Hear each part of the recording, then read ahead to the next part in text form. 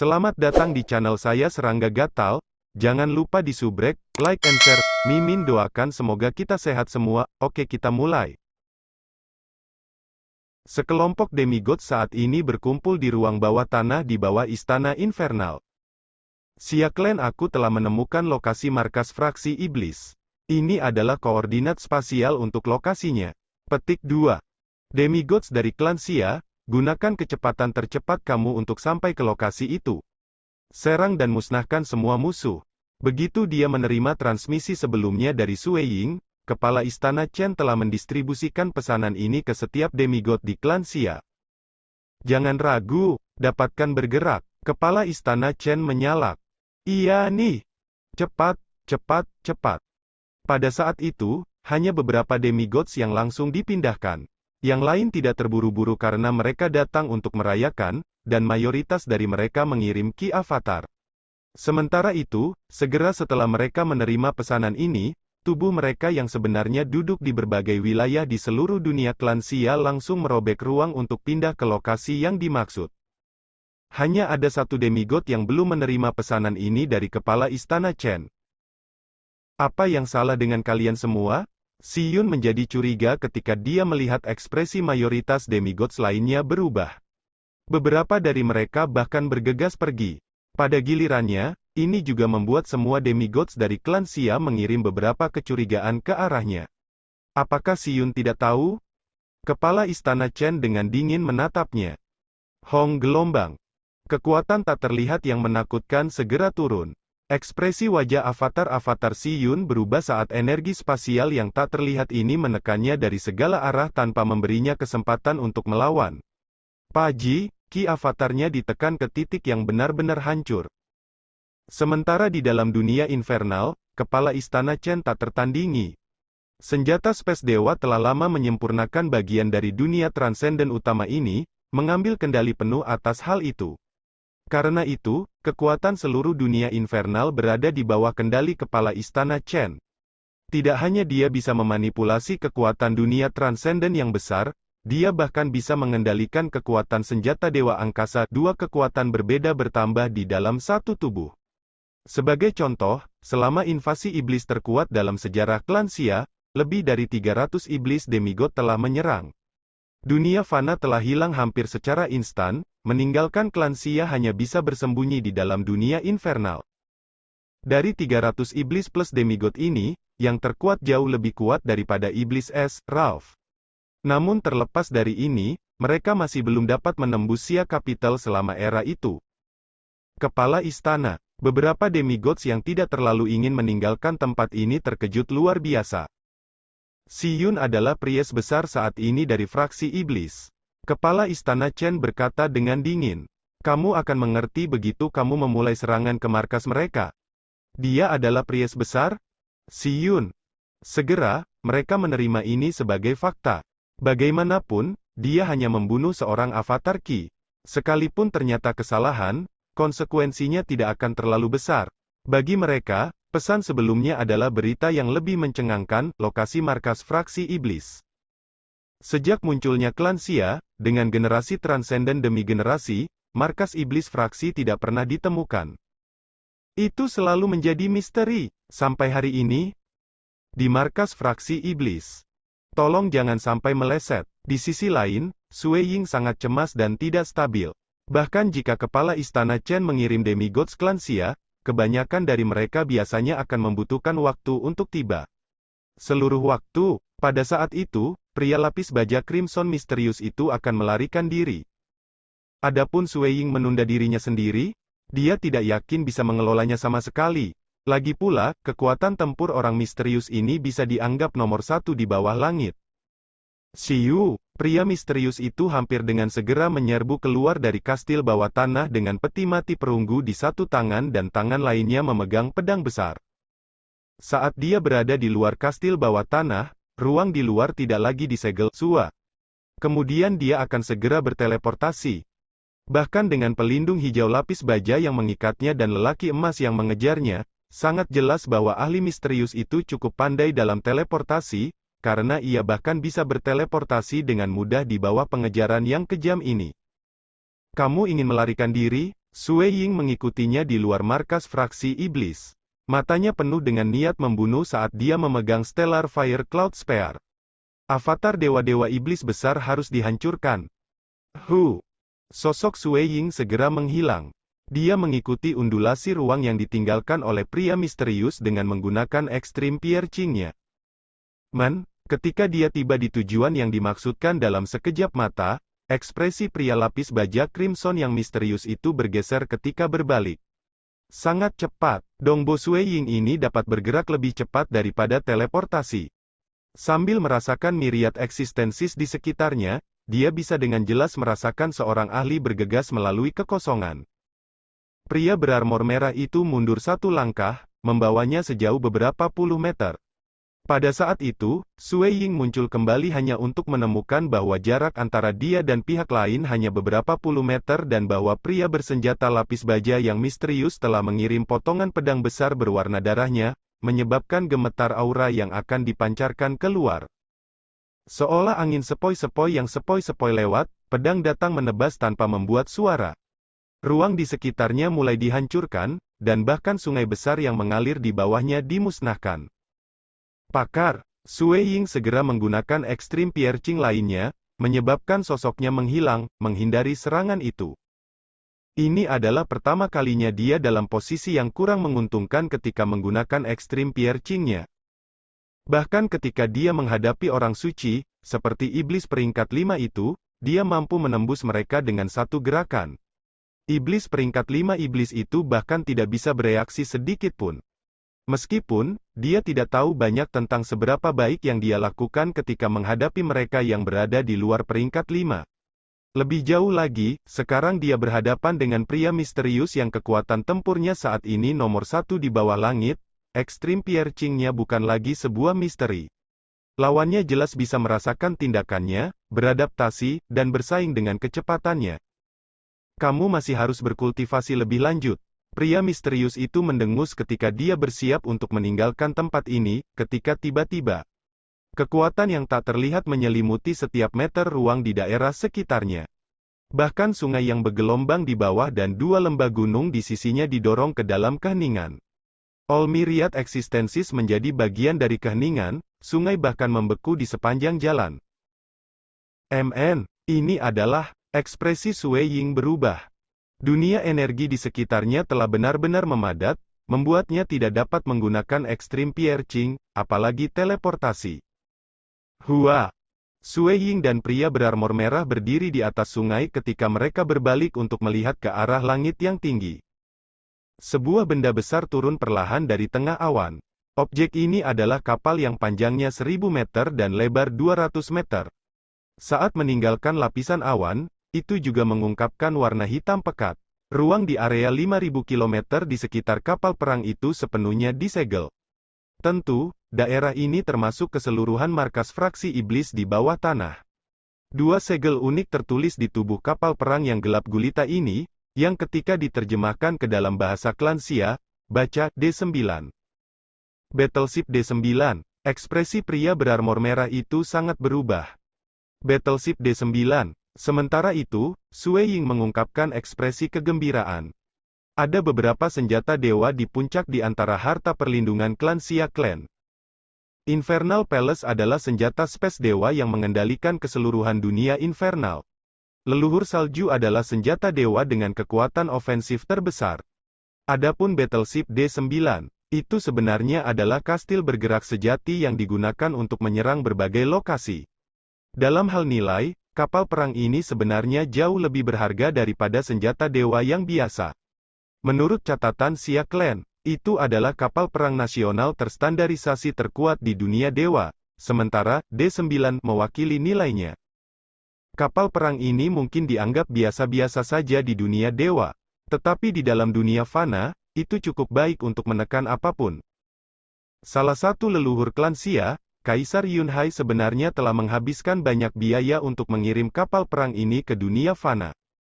Saat itu keluar, kapal perang akan segera menutup seluruh area di sekitarnya dalam jarak 5000 km. Bahkan Extreme Piercing tidak dapat digunakan. Ini bahkan lebih kejam daripada Istana Dewa Angin Hitam. Haha, Sue Ying, serahkan semuanya padaku. Kepala Istana Chen langsung ditransmisikan. Haha, Kepala Istana, kamu bahkan telah mengeluarkan Battleship D9. Eksekusi yang sangat indah. Sui Ying akhirnya bisa santai. Ketika kami membunuh 5 Jenderal Iblis, aku khawatir itu mungkin hanya secara tidak sengaja memperingatkan musuh dan menyebabkan fraksi iblis untuk bergerak. Itu sebabnya aku mengirim Battleship D9 lebih dulu. Demi menjaga segala sesuatu agar tetap tersembunyi, aku adalah satu-satunya yang tahu tentang kapal perang, dan Ki Avatar aku yang mengemudikannya dan menempatkannya di sini sendirian. Setelah aku mendeteksi segala jenis gerakan, aku akan segera menekan area sekitar 5.000 km. Arai ruang adalah satu-satunya hal yang aku takuti. Dan itulah mengapa kamu selalu mengatakan kepadaku bahwa jika kecelakaan terjadi, hal pertama yang harus aku lakukan adalah menghancurkan susunan ruang angkasa. Sui Ying memiliki kilasan wahyu. Haha, aku takut jika kamu bahkan selangkah lebih lambat, kamu mungkin tidak akan bisa menghancurkan arai ruang angkasa, jawab Kepala Istana Chen. Tapi aku percaya padamu, dan itu adalah sesuatu yang bisa aku pertaruhkan. Lagi pula, seandainya kita memutuskan untuk menyerang fraksi iblis terlebih dahulu, aku khawatir 5 Jenderal Iblis juga akan datang dan semakin meningkatkan kesulitan serangan ini. Kalau begitu, mengapa tidak mengambil taruhan?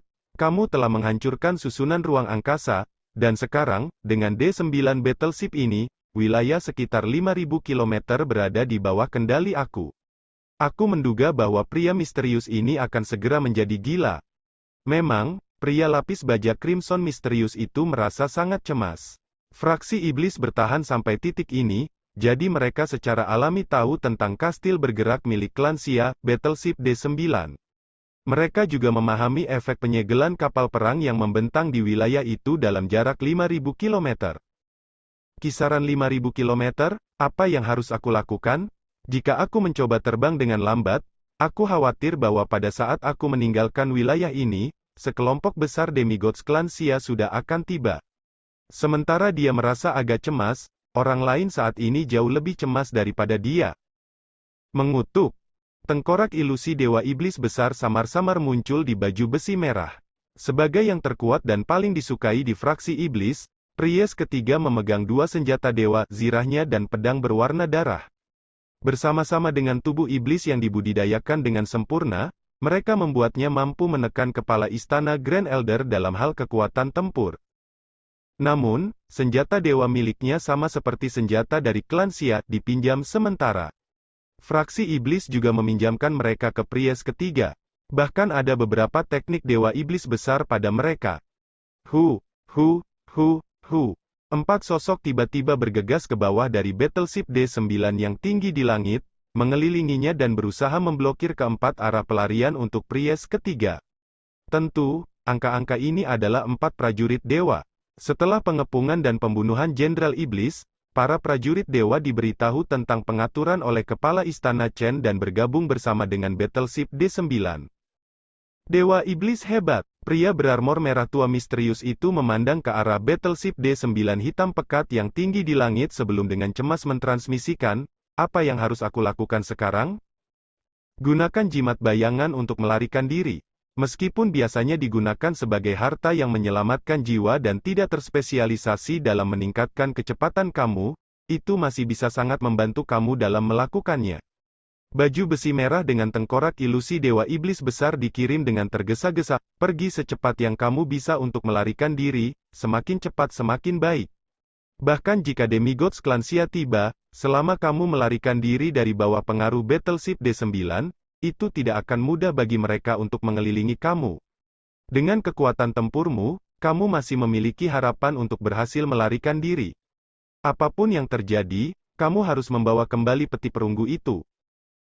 Ya, sebuah jimat aneh muncul di udara, di depan pria lapis baja Crimson yang misterius. Warnanya abu-abu dan tertutup oleh segel iblis yang aneh. Energi iblis gelap dengan paksa menghancurkan jimat ini, menghancurkannya dan menyebabkannya benar-benar melepaskan energi di dalamnya. Gelombang energi yang tak terlihat segera mempengaruhi pria lapis baja merah tua itu, menyebabkan tubuhnya mulai memudar seolah-olah ia menjadi bayangan kabur. Siu, Tiba-tiba, kecepatannya sangat meningkat saat dia melarikan diri dalam bentuk aliran cahaya bayangan. Orang bisa melihatnya terbang dengan cepat melewati sungai dan pegunungan, menuju ke Cakrawala. Terlalu cepat.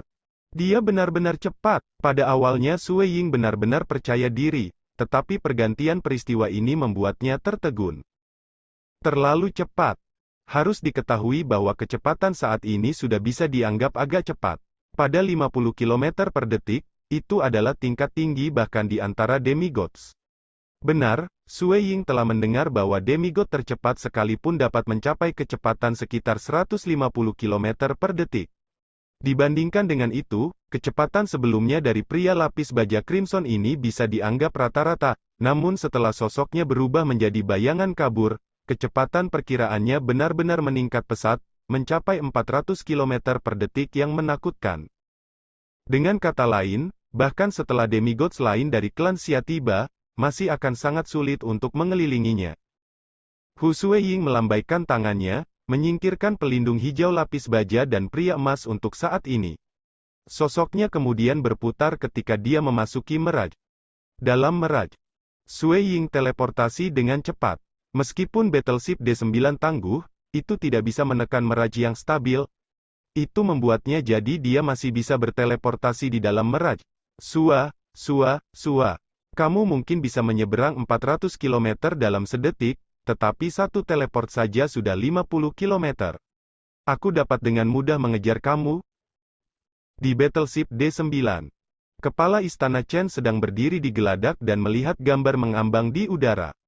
Gambar ini justru menunjukkan pelarian pria berarmor merah dan Sui Ying menghilang. Apa sebenarnya sejati Sui Ying baru ini dipahami? Untuk dengan mudah menemukan dan menyelidiki fraksi iblis, dan untuk sekarang tiba-tiba menghilang tanpa D9 Battleship ini bisa merasakannya. Kepala istana Chen terkejut. Makna sejati yang dicatat dalam catatan dunia dewa hanyalah yang lebih terkenal, tetapi banyak lagi yang tidak tercatat. Contohnya adalah kelas 2 true meaning tertentu yang muncul setelah beberapa hukum misteri mendalam digabungkan bersama. Makna sejati tersebut tidak dapat diprediksi. Meskipun kepala istana Chen ingin tahu, dia tidak melanjutkan menanyai Sui Ying karena dia merasa bahwa semakin sedikit orang yang tahu tentang hal itu, semakin baik. Sui Ying, kamu tidak perlu berakting. Biarkan aku yang menangani ini, kepala istana Chen mentransmisikan sebelum mempercayakan kepadanya dengan tugas yang berbeda. Aku butuh waktu tambahan untuk bersiap. Battleship D9 sudah siap. Tetapi metode aku cukup lambat karena aku bukan seorang mage transenden. Akan jauh lebih baik jika Lord Mountain dia ada di sini untuk mengendalikan Battleship D9 sebagai gantinya. Hampir siap. Sebentar lagi, kamu akan bisa menghancurkan tubuh berdaging itu. Di Meraj, avatar Qi Suiying dapat menerima transmisi, jadi dia terus berteleportasi untuk mengikuti pria lapis baja merah tua itu, menjaga jarak beberapa puluh kilometer. Wow! Mata Sui Ying tiba-tiba membelalak kaget saat dia menyaksikan pemandangan dari dalam Meraj. Hong, bola ilusi raksasa dengan ahli lapis baja merah tua di pusat tiba-tiba muncul. Di dalamnya, segel yang tak terhitung jumlahnya bekerja bersama untuk membuat arai ini benar-benar tak terduga. Bola ini berdiameter 1500 km penuh. Saat itu muncul, ia menjara energi guntur di dalam dunia. Dalam sekejap mata, itu telah berubah menjadi bola guntur raksasa dengan diameter 1500 km. Ini juga, Sui Ying sedang menonton adegan ini juga. Diameter 1500 km. Posisinya saat ini akan berada di dalam bola petir ini ketika tercermin dalam kenyataan. Bahkan markas iblis fraksi di bawah tanah diliputi oleh bola guntur raksasa ini. Untungnya, kantor pusat terletak di daerah terpencil tanpa orang, jauh di pegunungan. Mereka takut jika banyak orang bermukim di tempat ini, mereka mungkin menggali secara acak dan membangun bangunan di sekelilingnya. Oleh karena itu lebih baik untuk fraksi iblis jika lebih sedikit orang di sekitar. Ini juga bagaimana klan Xia menghindari melukai manusia. Huala gelombang guntur yang tak terhitung jumlahnya mulai berkumpul. Dalam sekejap, bola guntur raksasa seluas 1500 km menyatu menjadi satu titik. Dan titik ini tidak lain adalah lokasi dari Priest ketiga. Bola guntur raksasa ini telah menyatu menjadi satu titik dalam sekejap. Dunia menjadi sunyi, seolah-olah suara itu sendiri telah menghilang darinya. Sui Ying menyaksikan semua peristiwa ini terjadi dengan takjub. Hong gelombang titik yang berkumpul di lokasi Pries ketiga tiba-tiba meledak dengan kekuatan yang tak tertandingi. Sui Ying hanya bisa merasakan matanya menyala dari kecerahan pemandangan di depannya. Kecerahan kemudian menghilang. Sui Ying akhirnya bisa melihat apa yang terjadi di depannya. Sosok seperti bayangan kabur dari Pries ketiga saat ini jatuh dengan cepat, tubuhnya tampak rusak dan tidak lengkap. Pedang berwarna darah telah diluncurkan jauh oleh ledakan. Demikian pula, objek lain yang telah dikirim oleh ledakan adalah peti mati perunggu. Bahkan saat menghadapi kekuatan yang menakutkan ini, peti mati perunggu tetap sama sekali tidak rusak, 13 belenggu masih mengikatnya. Segera, bangun, bangun untukku. Tengkorak ilusi Dewa Iblis besar pada baju besi merah pendeta ketiga gelisah ketika dia dengan heboh meraung melalui transmisi, dasar idiot, bangun untukku lebih cepat. Cepat-cepat. MN. Pries ketiga tiba-tiba sadar kembali. Dia memiliki tubuh iblis yang sempurna, dengan demikian tubuh yang abadi. Selanjutnya, tubuhnya yang berdaging dilindungi oleh baju besi dewa dan sosoknya juga sebagian memudar. Semua ini mengakibatkan dia hanya menerima kerusakan kecil. Tubuhnya belum hancur menjadi partikel-partikel, dan sebenarnya, itu bukan kerusakan serius. Ledakan guntur, bagaimanapun, secara langsung merembes jauh ke dalam jiwanya, menyebabkannya kosong sesaat dan membuatnya benar-benar tidak berpikir. Itu adalah deru hiruk-pikuk Dewa Iblis besar yang ditransmisikan ke dalam jiwanya yang memungkinkannya untuk bangun kembali secara bertahap. Pergi, cepat, bergegas untuk mengambil peti mati perunggu. Cepat, terus-menerus mendesak tengkorak ilusi Dewa Iblis besar. Tampaknya peti mati perunggu ini sangat penting bagi Dewa Iblis besar, pikir Pries ketiga dalam hati. Dia belum pernah melihat Dewa Iblis besar kehilangan ketenangannya, yang membuatnya bertanya-tanya tentang apa sebenarnya isi peti perunggu itu. Ketika akhirnya dia sadar kembali, Pries ketiga segera berubah menjadi streamer dan terbang menuju peti mati perunggu. Pada saat yang sama, dia mengulurkan tangannya, menyebabkan pedang berwarna darah yang telah diluncurkan ke kejauhan untuk terbang kembali kepadanya. Seberapa cepat kecepatan terbang dari Pries ketiga? Sebentar lagi, dia telah mencapai peti mati perunggu yang jauh. Tengkorak ilusi Dewa Iblis besar menghela napas lega setelah melihat ini. Tetapi pada saat itu juga, sebuah tangan terulur dari kehampaan, meraih sebuah peti mati dari perunggu dan menariknya. Peti mati perunggu ditarik ke dalam kehampaan satu. Pastor ketiga tertegun. Menghilang. Peti mati perunggu yang tepat di depan matanya beberapa saat yang lalu benar. Sekian dulu update-annya, tunggu lanjutannya di channel saya Serangga Gatal, di subscribe ya guys. Terima kasih.